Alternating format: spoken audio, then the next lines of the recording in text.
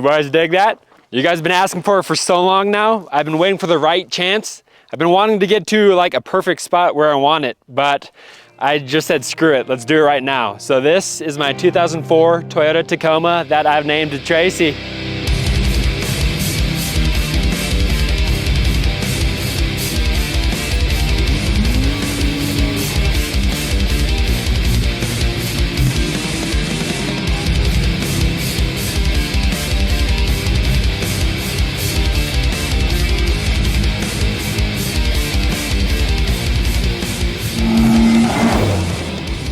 Okay boys, like I said, it's 2004 Toyota Tacoma. It's the TRD, so it's got the rear locker from factory. I purchased it earlier this year, like about January. I got it with 270,000 miles. It's now at like 292, something like that. But anyways, I got it bone stock, original owner, and from then I've been swooping it up quite a bit. My goals for this thing, they're gonna be similar to Goldilocks' other Tacoma that we had. We're gonna be doing some 40-inch tires.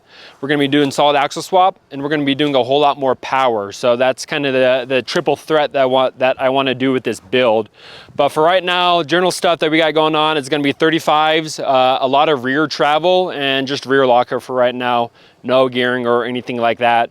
You guys have been asking, hey, where's the walk around? Where's the walk around? So pretty much what I'll do is I'll just explain everything that I've done front to rear on this bad girl. So this thing really isn't too wild quite yet, but I do have it pretty dialed for camping. I do have it pretty dialed for just general mobbing. Up front, we have some Tech Customs retrofitted headlights. That's the bi-LED. And then what I've also done is I've connected my turn signals to the corner lights. So my turn signal is also the daytime driving light. And then I have an 1157 bulb just to power the turn signal. So everything looks real sharp. Some recent stuff that I've done with it though is I've recently ripped the engine mounts out. So I had to take the engine out. I did a couple stuff, then I cut off the engine mounts, and then I created new ones out of 3/16. That way I have a really robust engine mount. And then I also have some poly engine mounts on the way right now. I still have some stock ones. And honestly, the truck's just ratchet strapped in right now. So it's kind of dang sketchy, but still drives the dog off. It's a Rottweiler, she rides good. On the side, we have OEM Toyota graphics. These are from a 95, if I remember, and they're in the blue variant. And then we also have some Baja Design XL80s with just some random Amazon brackets. I also have 50% windshield tint. I have 20% front two windows tinted, and then everything on the privacy glass back, I have 5%. That's all using Reno Phantom's S9 nano carbon ceramic stuff, best stuff that you can get. It's the perfect darkness for me, in my opinion. I need to wear glasses everywhere I go, and this kind of helps alleviate that. On the side, I have some nice custom rock sliders that I built myself. Everything is out of 2x2 3/16 steel, and then I am using 1 3/4 round tube that's DOM. That's also 188 wall. And then I got some heavy duty freaking gussets and brackets to keep everything all sturdy. This thing is bomb proof. I can throw this thing off a cliff if I wanted to, and it's not going to dent. So I had that issue with Lucy. On the side of the truck, I have some 35-inch Kindercleaver RTs. You guys know how I roll. And I have some Battleborn Sierra beadlocks. They're 17x9 is what I think they are, and 4-inch back spacing. It's a true beadlock this time around. Upper control arms, it's gonna be the basic SPC upper control arm setup. I have the Dobinson's IMS coilovers, and I have these resprung, revalved. This thing's riding really well right now. I still need to add a little bit more compression, but in terms of ride quality, me and the buddies, we've been just mobbing some back roads for the last 2 days, absolutely rifling through, and it rides pretty planted, so I'm happy. In order to get these Kindercleavers all stuffed in, I had to tub the firewall just like Lucy, so cut out all the firewall of the cab and had to redo all that, so that really sucked.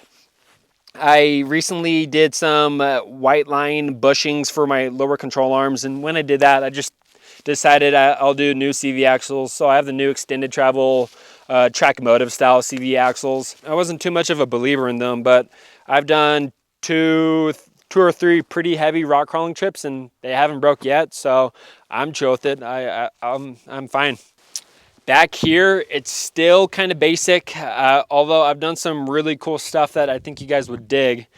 Starting off, instead of the Northstar 27F battery, we have the X2 60 series battery on this thing, and I've also done the big 3 mod, so big grounds, big power wire from the alternator, and I also have that with a circuit breaker at, I think it's 140 amps. Maintenance-wise, timing belt, it's been done pretty recently. I've done new spark plugs, I've done new Lexus injectors. We have the K&N hot air intake along with the throttle body spacer. You guys know me, I absolutely hated the setup in Lucy, but I purchased it like this, so it's what I got for right now. I'm trying to find a stock setup.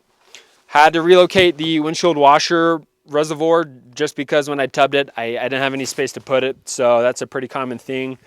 And then something that you guys would notice with this being 2004, it's gonna have the ABS. Well, I didn't want that. I wanted to simplify everything I could for this truck while keeping all the nice creature comforts.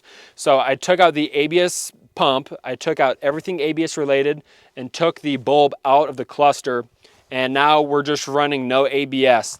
What I had to do with that you guys will see is I back halved the truck and did a new frame, new suspension setup, and I ended up doing this Willwood manual load sensing proportion valve, and I just did whole new lines all the way back. So did that. The braking performance, tremendously better. This thing brakes on a freaking dime. You can smash the brakes and they're stopping with you. Maintenance wise, this thing is pretty freaking sturdy. I guess what we can do is we can go to the back. Oh yeah, not to mention, I got the chrome mirrors and I got the chrome door handles. Gotta have the chrome. In the back is a pretty modular setup. You guys know I like my modular camping, so I make everything bolt in, bolt out for this. I have a rack that I store all my food, and I use that with the Rubbermaid action packers. I made 2 tabs off of them, and then I just have them bungeed in, and I have 4 bolt holes going in, so really quick to remove it if I need to, for example, put the KTM in the bed, or I just need to have some more space in the bed. Coming to the back, I have the trusty ARB fridge, and then I have a CO2 power tank that I keep. I keep a 10-pound tank, and then I have my full Milwaukee pack out set up. The rear, I just have LED amber turn signals, white reverse lights, and red driver lights. Pretty basic. I have this custom tube bumper that I made, high clearance, insane clearance actually. It's not just high clearance, this stuff is insane.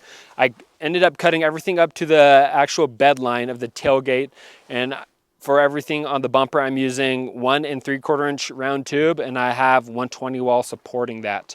I also have a 2-inch hitch receiver that I built into this, just to make sure I can still tow all the fun stuff and I can do some secure yanks on this thing. Trusty Michelson Motorsports trash sack for all my garbage when I go camping. The biggest thing I wanted to show you guys right now with this is the back half. I am going to link this truck, and I'm going to do 40s. However, I wanted at least better suspension setup than the stock that I had. The leafs I had, I broke a leaf, the shocks were leaking. It didn't ride good. I chopped the frame directly behind the cab, made a whole new bed mount, entire new frame section out of 2-inch by 4-inch 188 wall round tubing, and then I kind of Frenched it into 2-inch by 3-inch so I could get a little bit more clearance with my rear bumper. I have the Rough Stuffs 63-inch Chevy leaf spring kit, and I have 2018 Chevy Silverado 1500 leaf springs. The cool piece that I got in here is I fitted first-gen Raptor internal bypasses, and I have 6.5 inches of up travel with this setup. It rides insanely well. I also have Dobinson's 2-inch by 2-inch stroke hydro bump stops, or air bumps, and then just to get everything fitted up for all this, I had to do 2-inch spacers, which I'm not too happy about, but it gets the job done. I'm going to be doing a forward 9-inch axle in the future. When I did the back half of the truck, what I did was I raised a fuel tank about 3 inches up. I had to notch the bed and everything. It was a complete process. Along with that, I did the gray wire mod on the e-locker, so I can use 2-wheel drive rear locker. And then I did a little bit of more simplifying with getting rid of some wires that I wasn't going to need. And I also had to relocate all my charcoal canister stuff. When I did the back half, I also put in the MagnaFlow 18-inch muffler, 2 1/4 inch each way out. That is still yet to be finished up, but it sounds pretty good and it gives it a pretty good tone. We got the Alaska license plate, always gotta rep the AK.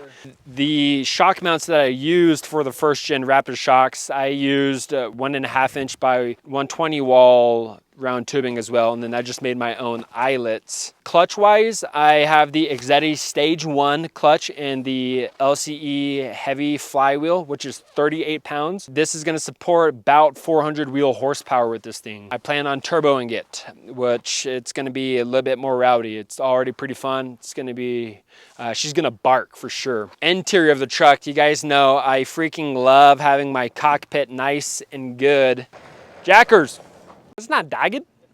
It's not. Well, you'll notice when you walk into the inside of the truck, the biggest thing is I have a 2006 Tundra Limited steering wheel. I got rid of the garbage Tacoma steering wheel, the vinyl crap, installed some leather, and the biggest thing I wanted to do this was I wanted steering wheel controls. So with that, I did the Axis ASW1 steering wheel controller into my Kenwood Acceleron KEDC 305 setup. It's the competition single head unit. I also installed a Scan Gauge 2 just so I can see all my intake temps, all that good stuff. And then I have the infamous Garmin Smart Drive setup that all you guys loved. So I installed a RAM mount on the dash, and I also drilled a new cigarette port and I wired 12 volts into it. And then I also just have a magnetic smartphone mount, and I also have my S-Pod set up down low over by my sticks. Other than that, I have the entire interior fully sound deadened. I have kill mat on, I have a set of closed cell foam, and then I also have egg carton on top of that,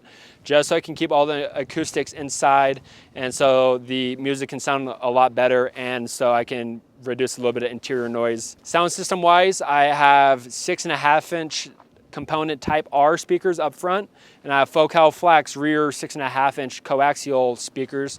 I have that paired with a JBL 10TW2 shallow subwoofer, that's a 10 inch, and I have all that powered by a UTV stereo 1500 by 5 amplifier. All right, boys, that's Tracy. That's all I got for you. It's nothing too special right now, but it's still pretty fun, and she mobs hard. With that being said, I guess me and Fat Huey, we're gonna be changing intakes, I suppose. He said he wants the cold air. I just don't want something so loud, so we're gonna go swap it up, and we'll see you guys on the next video. Peace out.